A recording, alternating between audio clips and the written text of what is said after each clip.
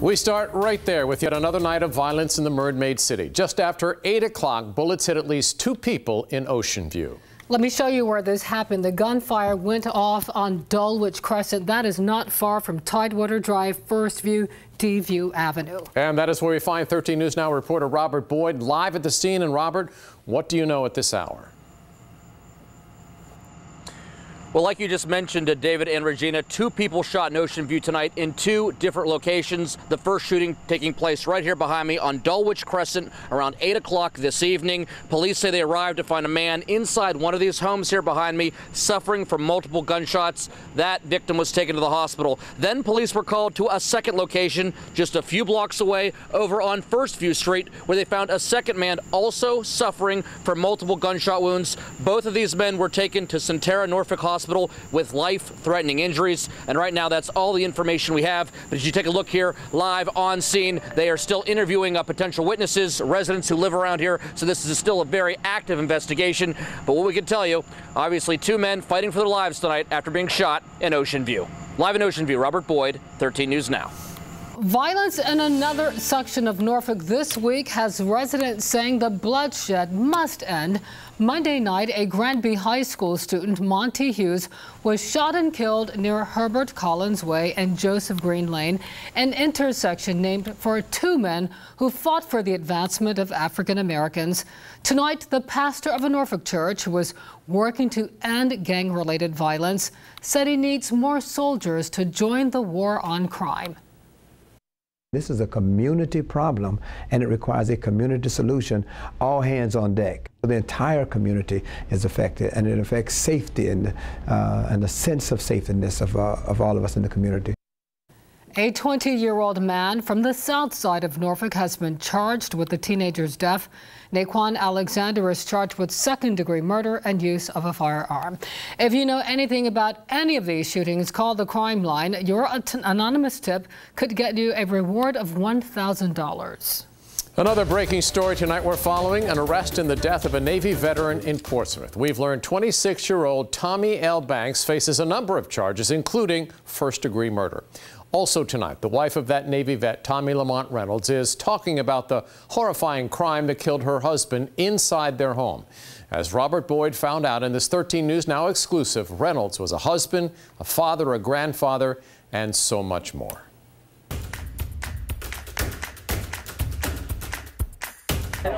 He was an awesome grandfather. He will really be truly missed. All that's left for Kimberly Banks Reynolds are photographs and memories of her husband of 30 years, Tommy Lamont Reynolds. I am heartbroken. I really am. This person took away a lot from us. A lot. Kimberly stood alongside 2 of the couple's 3 children, trying to remember the good times. Funny, loving guy. Funny, loving guy. Had you laughing all night. You ever meet in your life. And he made sure everyone ate. It was just before 2 o'clock Tuesday morning that Kimberly came home from work to find her husband shot inside their house on Floyd Street. I just happened to be walking in the house, and I saw him laying on the ground, full of blood. And I said, babe, please, hold on, breathe, please. And he just had this look on his face like, I'm gone, sorry. The family says they have no idea who'd want to kill such a beloved man, a grandfather of 7. All of my friends called them dad or pops. Loved everybody. Everybody showed them love. Just great. The family said Reynolds was originally from New Orleans, and he served as a cook in the Navy, who loved his country just as much as he loved his family. Kimberly said she'll miss everything about him. His laugh, his smile, his comforting ways. Every day the couple would tell each other, I love you to the moon and stars and back again. Kimberly says she wants the person who took that away from her to pay for what they did. In Portsmouth, Robert Boyd, 13 News Now. Tonight, investigators say a fire a week ago on Paiute Road in Virginia Beach was intentionally set. 57-year-old William Davis and 50-year-old Belinda Davis were not home when firefighters arrived. But minutes later, state police tell us the couple was found dead inside a van on 264 in Virginia Beach. The medical examiner's office says William Davis died of a gunshot wound to the head, and his wife died after shooting herself in the head. William's niece tells us it was a murder-suicide. A home goes up in flames in Chesapeake this morning. Now a man is behind bars accused of starting that blaze. Firefighters arrived on Denver Avenue this morning to find a vehicle on fire. That fire quickly spread to the home. 32-year-old Michael Jones now faces 4 counts of arson. 3 adults and 2 children are now without a place to call home. Investigators have not released any additional information.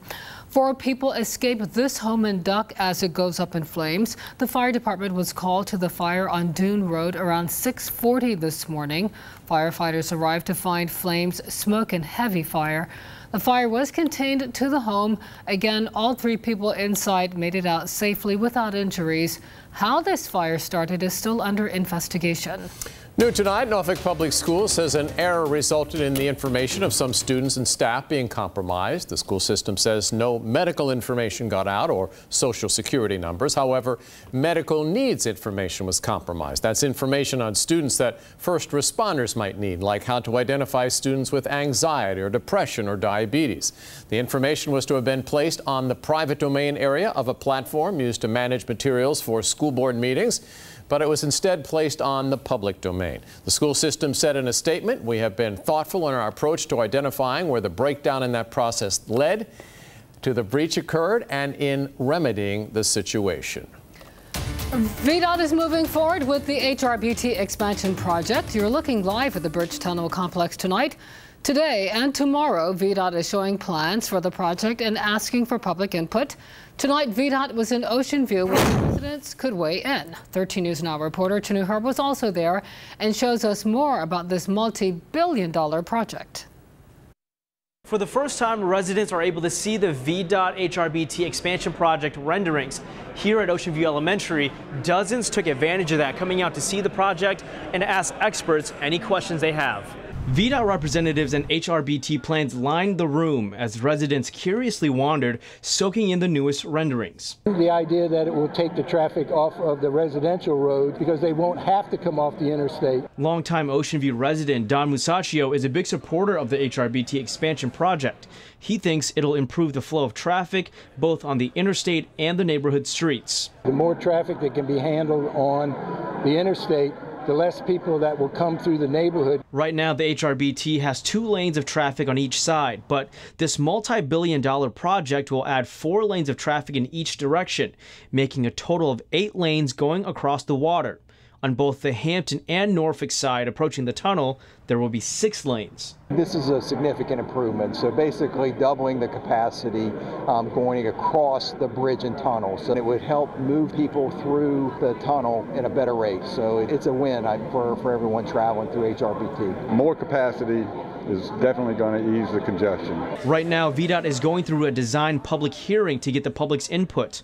But this $3.3 to $3.8 billion project is slated to be done by 2024 or 2025. In Norfolk, Chanu Herb, 13 News Now. Huntington Ingalls in Newport News is getting ready to start a years-long overhaul of the USS John C. Stennis. The ship is home-ported here but is moving to Washington State. Last week, Huntington Ingalls signed a $180 million contract for advanced planning to support the Stennis overhaul that is scheduled to start in 2020. Hampton Roads, we need your help to send local kids in need back to school with the right stuff to be successful. So buy school supplies, drop them off at participating Walmarts, and you can also donate to our Right Stuff campaign online. To donate directly, head to 13newsnow.com, click the Features tab, then the links in the news. The Salvation Army will get the supplies to students in time for the first day of school.